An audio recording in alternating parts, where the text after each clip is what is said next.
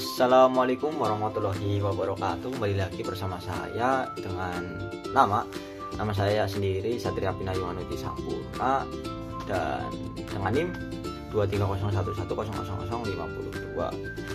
Jadi pada kesempatan kali ini saya akan mencoba menjelaskan tentang hukum Pascal. Sebelum nanti kita praktek ke depannya, saya akan menjelaskan dulu tentang hukum Pascal sendiri.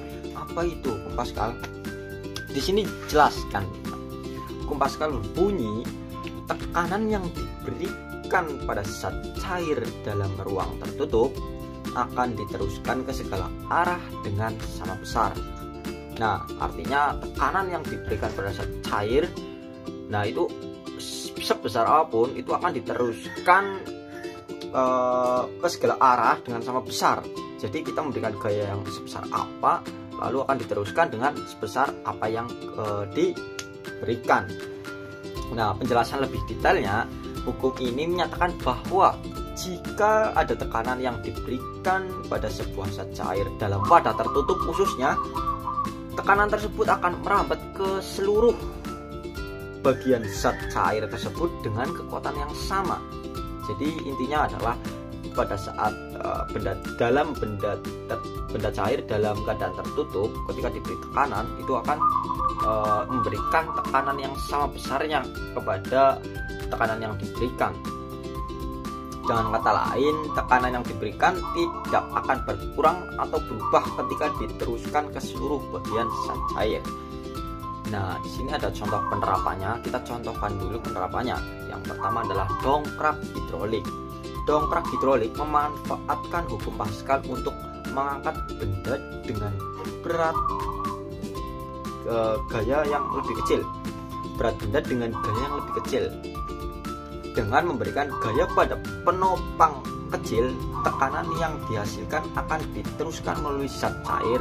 Biasanya itu minyak, teman-teman, karena itu pada masa jenis. Nah, ke penopang yang lebih besar sehingga menghasilkan gaya yang lebih besar. Nah, teman-teman tahu nggak sih, biasanya kita melihat dongkrak-dongkrak ini pada alat pada sebuah usaha cuci mobil. Biasanya kan mobil diangkat ke atas itu dengan dongkrak hidrolik. Itu dongkraknya besar lah. Teman-teman pasti berpikir bagaimana sih untuk mengangkat mobil ini, padahal itu hanya dengan menekan salah satu zat cair yang pada pipa kecil ke pipa besarnya. Jadi tekanan yang diberikan itu sama besar. Nah, itu selanjutnya ada sistem rem hidrolik. Nah, sistem rem hidrolik pada mobil juga merupakan prinsip hukum Pascal. Tekanan yang diberikan pada rem akan diteruskan melalui cairan rem ke rem di roda sehingga menghasilkan gaya pengereman. Selanjutnya kita akan membahas tentang praktik hukum Pascal ini ya, dengan bagaimana sih kita caranya mengeluarkan suatu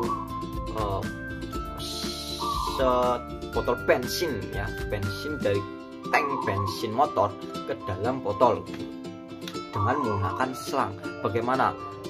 Selain dengan cara menyedot, jadi kita memberikan tekanan pada ruang tangki bensin pada motor, itu diberikan tekanan sehingga selang tersebut air tersebut memberikan gaya pada air, diberikan gaya sehingga air meneruskan tekanan kepada selang. Dia memberikan tekanan karena ruang kosongnya ada pada selang. Tekanan lalu keluar dan masuk botol. Kita coba ya, cek gitu. Dan kita akan praktik penerapan hukum Pascal pada tank bensin ini ya. Bagaimana sih kita caranya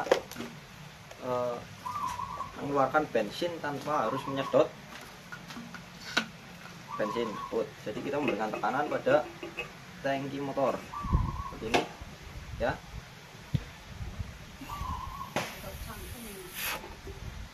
Nah, keluar karena kita memberikan tekanan yang besar sehingga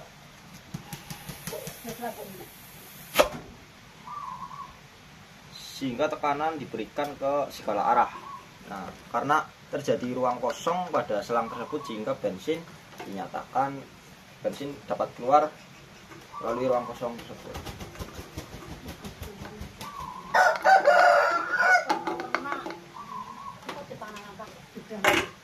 Sekian penjelasan dari saya, semoga teman-teman paham lah ya. Terima kasih. Wassalamualaikum warahmatullahi wabarakatuh.